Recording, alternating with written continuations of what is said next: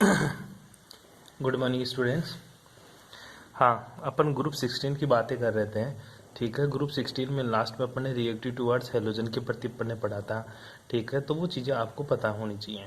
ठीक है भाई जी, रिएक्टिविटी टुवर्ड्स हैलोजन, उसमें मैंने एक ऑर्डर बताया था, स्टेबिलिटी ऑफ हैलाइड। ठीक है, तो भाई उस स्टेबिलिटी ऑफ हैलाइड का जो ऑर्डर था उसको आप प्लीज वही चेंज करिए वापस में। फ्लोरीन माइनस में पूछ लेना तो फ्लोरीन माइनस का, फिर तेरा क्लोरीन का, ठीक है, फिर तेरा ब्रोमीन का, फिर तेरा किसका, आयोडीन का।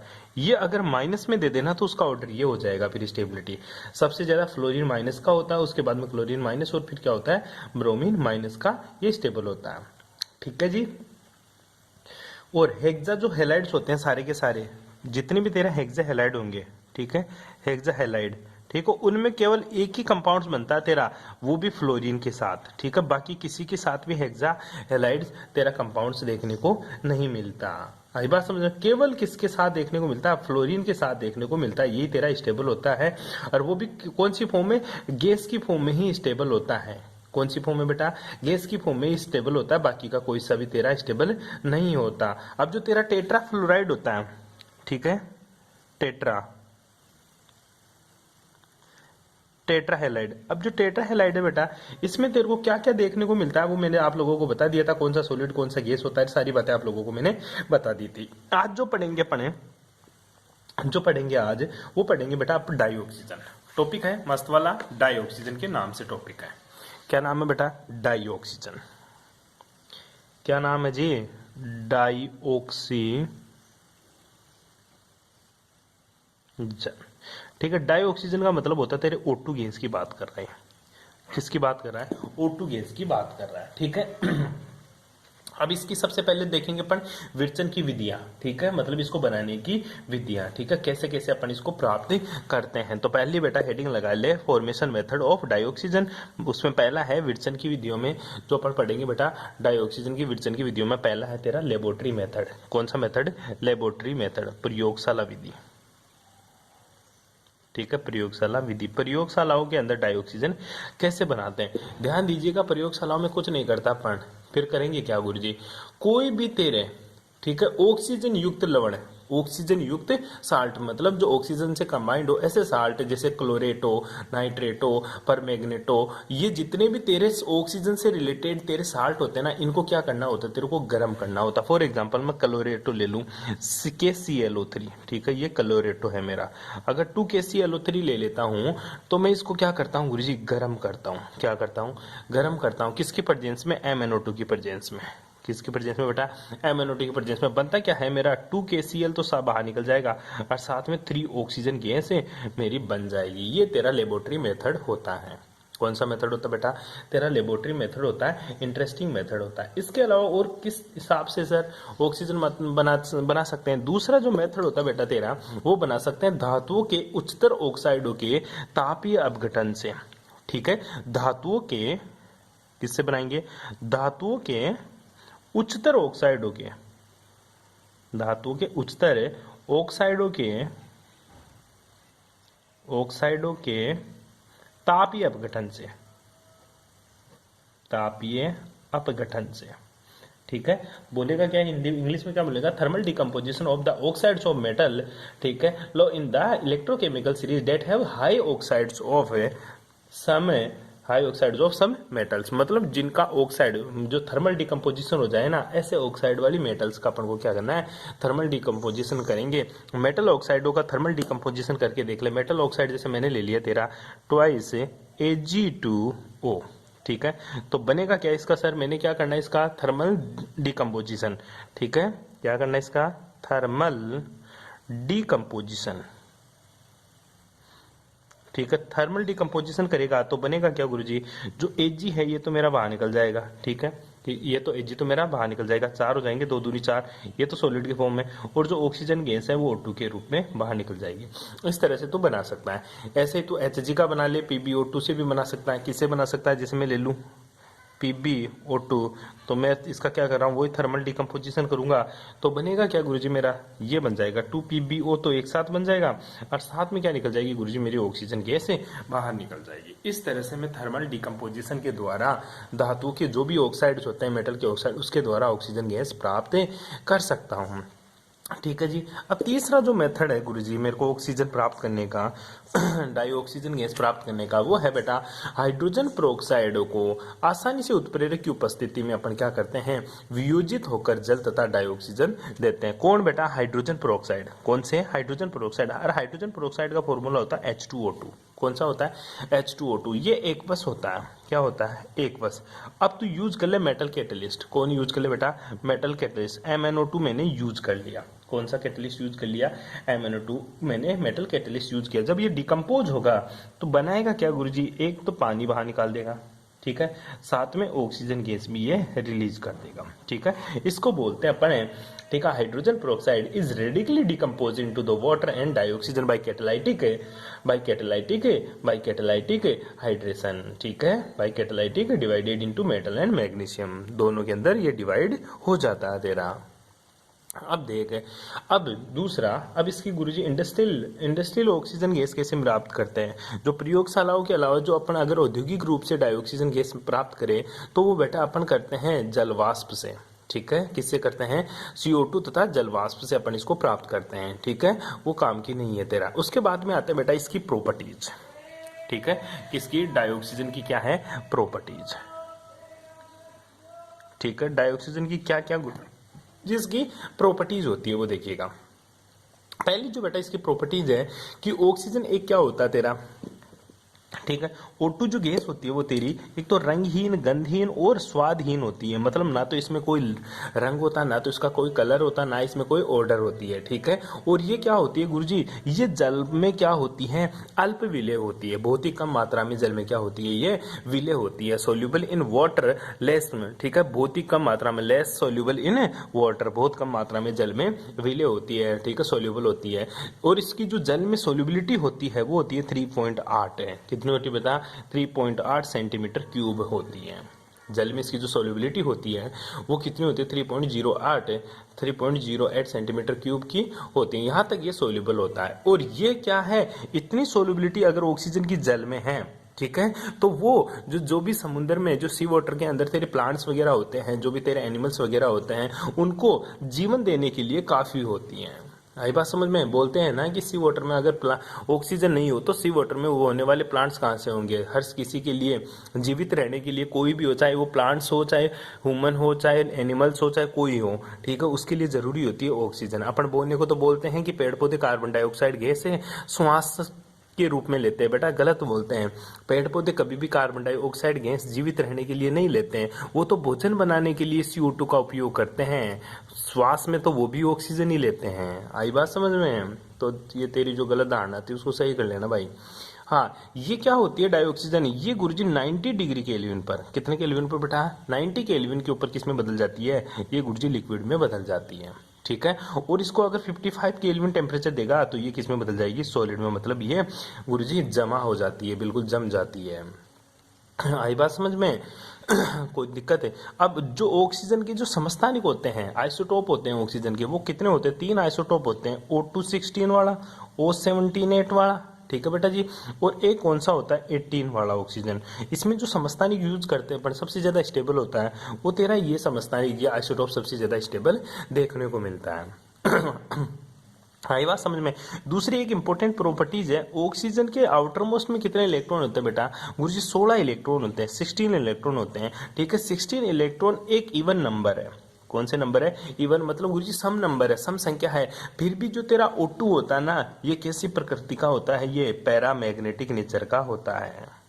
कैसे नेचर का होता है, पैरामैग्नेटिक नेचर का होता है। अर्थात ये कौन सी प्रकृति का होता है, ये चुंबकीय प्रकृति का होता है। इसका ये तेरा अनुचुंबकीय होता है। क्या होता है बेटा, अनुचुंबकीय। ऑक्सीजन गैस का तू MOT बना के देखेगा तो तेरे को पता चल जाएगा, इसमें अनपेड इलेक्ट्रॉन प्रेजेंट है, जिसकी वजह से क्या होता है, मेरा पैरामैग्नेटिक नेचर का होता है। ठीक है, वहां पे एक अपन लाइन पढ़ा करते थे, जिन मॉलिक्यूल्स का इलेक्ट्रॉनिक कॉन्फ़िगरेशन अगर इवन आता है वो मोस्टली डायमैग्नेटिक होता है। परंतु ऑक्सीजन एकमात्र, ऑक्सीजन और B2 बोरोन 2, ठीक है। इनका इलेक्ट्रॉनिक कॉन्फ़िगरेशन इवन आने के बावजूद भी ये क्या होते हैं मेरा, पैरामैग्नेटिक नेचर के होते हैं, अर्थात ये अनुचुंबकीय प्रकृति के होते हैं। आई बात समझ में, कोई दिक्कत नहीं आता कि, ठीक है। उसके बाद में आगे की बात समझ, छोटी छोटी बातें हैं सारी, ठीक है। क्या बात है, जो डाइऑक्सीजन है ना, ये डाइऑक्सीजन O2 ये किसके साथ रिएक्ट होती है, ये गुरुजी मेटल के साथ भी रिएक्ट होती है, नॉन मेटल के साथ भी रिएक्ट होती है, ठीक है, सबके साथ रिएक्ट होती है। लेकिन ये जो उत्कर्ष गैसें होती है, जो सॉरी उत्कर्ष धातुएं होती है, अर्थात नोबल मेटल्स होती है। और नोबल मेटल्स कौन कौन सी होती है बेटा, याद कर लेना, Pt, Au और Ag, ठीक है। ये महंगी महंगी जो धातुएं हैं इनको क्या बोलते हैं अपन, नोबल मेटल। इनके साथ डाइऑक्सीजन कभी भी रिएक्शन नहीं करता। इसके अलावा सभी मेटल्स के साथ डाइऑक्सीजन क्या करता है बेटा, रिएक्शन कर लेता है।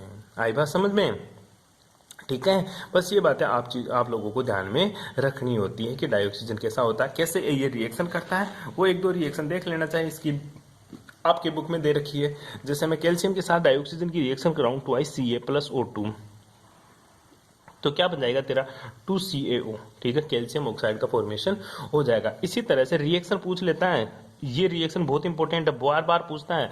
4Ag + A 3O2 ऐसे करके छोड़ देगा कि रिएक्शन को कंप्लीट कर, और तेरे को बनाना पड़ेगा क्या प्रोडक्ट, फिर मेरे को बनाना पड़ेगा Al2O3 प्रोडक्ट बनाना पड़ेगा मेरे को, ठीक है। 2 इससे गुणा करते हैं, ठीक है। ये रिएक्शन बार बार पूछिए बेटा। इसी तरह से एक रिएक्शन पूछ लेता है, S8 सल्फर 8 है, किसके साथ रिएक्शन करता है, 8 ऑक्सीजन के साथ है, किसके साथ, 8 ऑक्सीजन के साथ। तो रिएक्शन क्या बनती है, 8SO2 बन जाता है। क्या बन जाता है तेरा, 8SO2। इसी तरह तेरा 2 कार्बन किसके साथ रिएक्शन करता है, ऑक्सीजन गैस के साथ, और बनती क्या है बेटा तेरी, थोड़ा सा अगर इसको गर्म करेगा तो ये किस में कन्वर्ट हो जाएगा, कार्बन मोनोऑक्साइड गैस में। किस में रे, कार्बन मोनोऑक्साइड गैस के अंदर। लेकिन अगर मान जा ये ऑक्सीजन थी तेरी किस में, बिल्कुल लिमिट है, बिल्कुल सीमित है, ठीक है। यहाँ पे लिखा हुआ मिलेगा तेरे को, यहाँ ऑक्सीजन सीमित मात्रा में लेगा तो तेरा कार्बन मोनोऑक्साइड गैस बनती है। लेकिन ध्यान दे बेटा, अगर इसको ऑक्सीजन की आधिक्य में जला दे, ठीक है, एक्सिस में, ठीक है, ये तो लिमिटेड है, ये एक्सिस में ले लूँ, आधिक्य में ले लूँ, तो मेरा जो कार्बन जलेगा तो क्या बन जाएगा मेरा, गुरुजी कार्बन जलने की वजह से मेरी कौन सी गैस बन जाएगी, CO2 गैस बाहर निकल जाएगी। 2 मत लगाना, ठीक है। ये बड़ी इंटरेस्टिंग रिएक्शन है, ध्यान दे, समझाता हूँ। अगर बोलते हैं ना, अपन सुनते हैं ना, सर्दियों के अंदर कमरे के अंदर अंगीठी जलाने से उसकी मौत हो गई, ठीक है। तो अंगीठी जलाने से मौत क्यों हो गई भाई, क्योंकि अपने रूम के अंदर एनवायरमेंट, रूम के अंदर जो ऑक्सीजन गैस थी वो बिल्कुल सीमित थी, ठीक है। और तूने रूम की खिड़कियां दरवाजे सब बंद कर लिया, तो वो अंगीठी जो जल रही है, तेरे को पता है किसी भी चीज को जलाने के लिए हमेशा ऑक्सीजन की रिक्वायर्ड होती है। तो वो अंगीठी जल रही है ना, तो अपने रूम की सारी ऑक्सीजन को किस में कन्वर्ट कर रही है वो, ठीक है, CO2 में कन्वर्ट करके वो जल रही है। लेकिन एक टाइम ऐसा आएगा कि ऑक्सीजन की कमी हो जाएगी, तो ऑक्सीजन की कमी होगी ना, तो उसको जलाएगा। डेल्टा का मतलब होता है थर्मल डिकम्पोजिशन, मतलब इसको थर्मल तापी ऊर्जा दे रहा। तो अगर एक सीमित ऑक्सीजन को अगर तू जलाएगा, क्योंकि कार्बन क्या है तेरा, कोयला, कोयले को अगर सीमित ऑक्सीजन की उपस्थिति में जलाता है तो कार्बन मोनोऑक्साइड गैस बनती है, जो अपन श्वास के द्वारा अंदर ले लेते हैं, ठीक है, मृत के द्वारा अंदर चली जाती है, और ये जाकर Fe3+ आयन के साथ जुड़ जाती है, जो अपने रक्त में, अपने ब्लड के अंदर हीमोग्लोबिन आयंस पाए जाते हैं, उनके साथ कार्बन मोनोऑक्साइड कंबाइंड हो जाती है। अब ये कार्बन मोनोऑक्साइड हीमोग्लोबिन के साथ एक स्ट्रॉन्ग बॉन्ड फॉर्म कर लेती है, जिसकी वजह से अपना ये बॉन्ड टूटता ही नहीं है कार्बन मोनोऑक्साइड का, किसके साथ है, Fe के साथ है, इसलिए उस आदमी की मौत हो जाती है, ठीक है।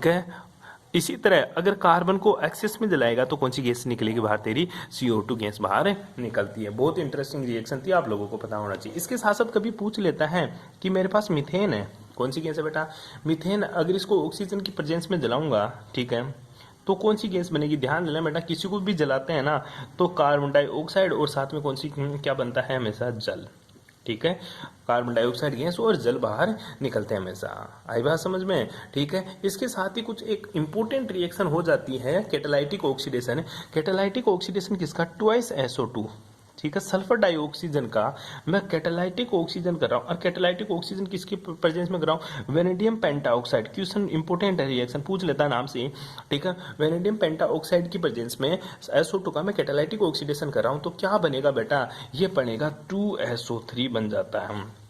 और ये कहाँ पढ़ेंगे बेटा, ये पढ़ेंगे गुरुजी अपन कॉन्टैक्ट मेथड में, किस में रहे, कॉन्टैक्ट मेथड में, संपर्क विधि में, ठीक है, जो अपने सिलेबस से हट चुकी है, शायद इस बार देखेंगे, ठीक है बेटा जी। ये होता है तेरा चीजें जो तेरे को याद रखनी है, अरे कोई प्रॉब्लम रहे।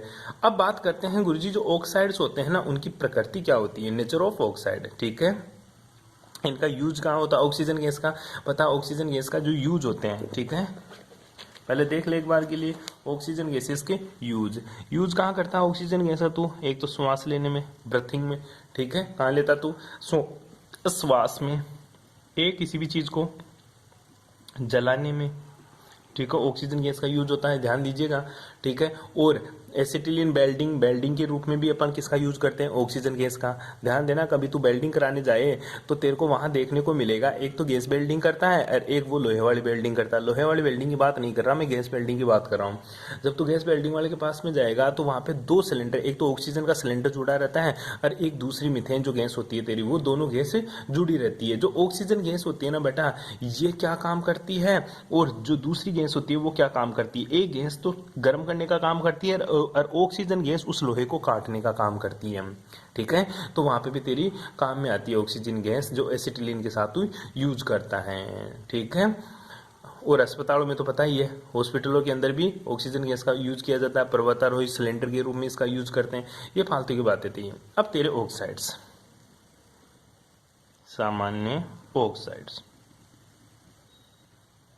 ठीक है, सामान्य ऑक्साइड्स का मतलब समझ बेटा, सिंपल सा, जो ऑक्सीजन होता है ना, ये अन्य तत्वों के साथ जुड़कर बाइनरी कंपाउंड्स का फॉर्मेशन करता है। ठीक है, ऑक्सीजन क्या करता है बेटा, किसी भी एलिमेंट्स के साथ जुड़कर, ठीक है, कौन से O2, क्योंकि ये खुद ही बाइनरी कंपाउंड्स है, ये किसी भी मेटल के साथ या फिर नॉन मेटल के साथ या फिर मेटेलॉइड्स के साथ है।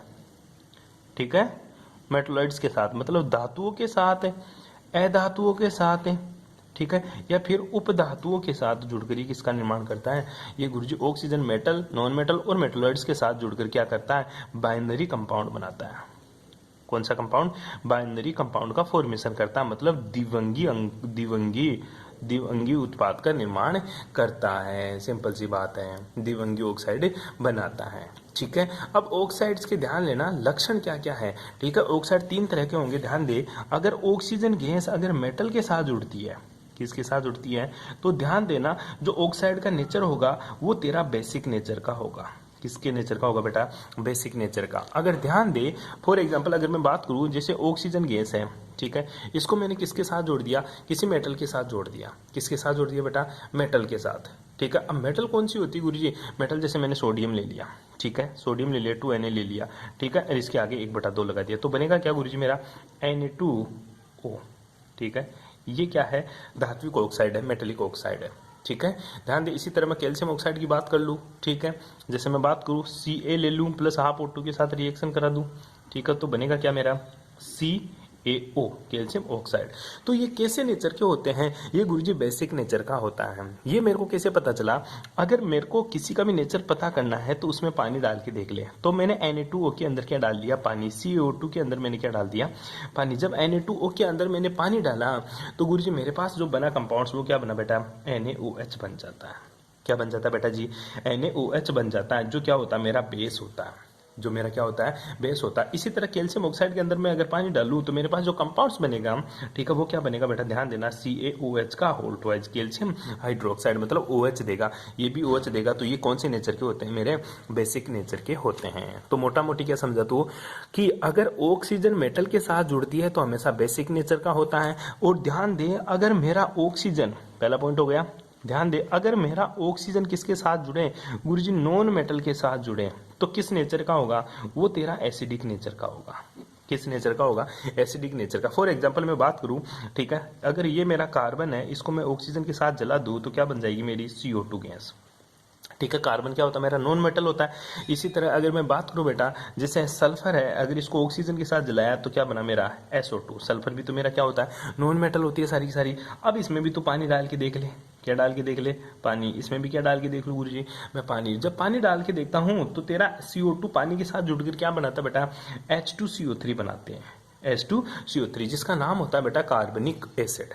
कौन सा एसिड होता है तेरा, कार्बनिक एसिड का फॉर्मेशन होता है। इसी तरह इसमें पानी डालूंगा तो ये बन जाएगा H2SO4, ये H2SO3, क्या बन जाएगा तेरा, H2SO3। ठीक है, ये तेरा सल्फ्यूरस एसिड बन जाता है। कौन सा एसिड, सल्फ्यूरस एसिड। कौन सा एसिड बेटा, सल्फ्यूरस एसिड।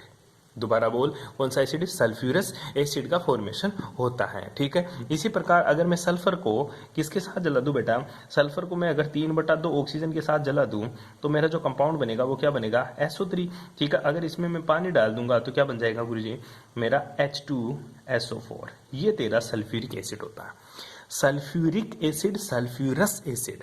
ठीक है, इस तरह से ध्यान देने की बात यह है, मेटल के ऑक्साइड हमेशा बेसिक नेचर के होते हैं, नॉन मेटल के ऑक्साइड हमेशा कौन से नेचर के होते हैं बेटा?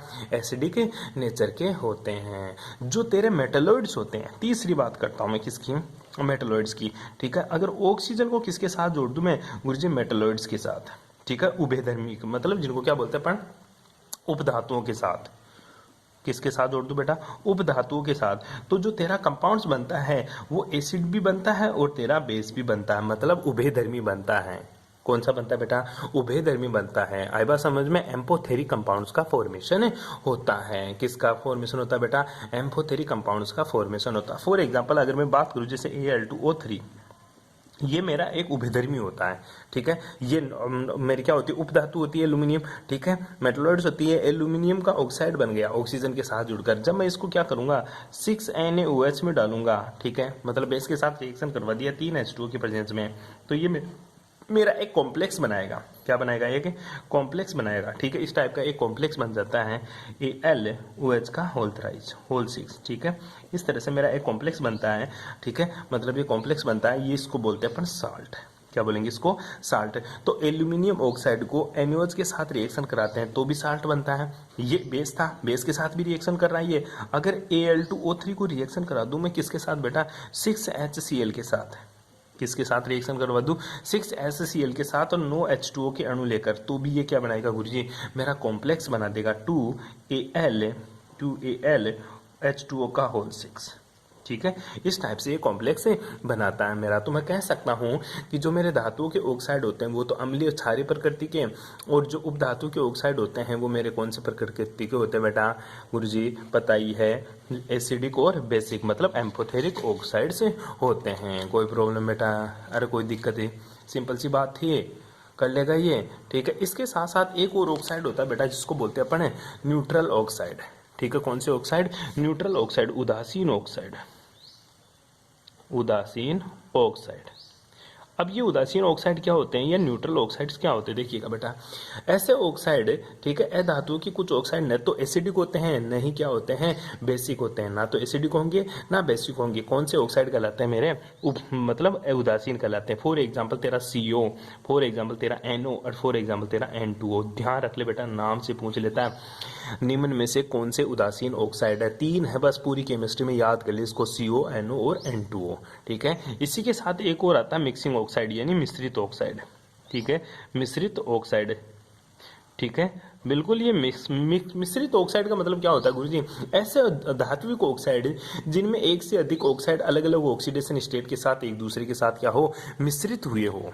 ठीक है, अलग अलग ऑक्सीजन स्टेट के साथ। फॉर एग्जांपल मैं बात करूं जैसे MN2O3 है ना, तो ये किससे मिलकर बना हुआ होगा गुरुजी? ये मिलकर बना है मेरा MnO से, और साथ में किससे मिलकर बना बेटा? MnO2 से।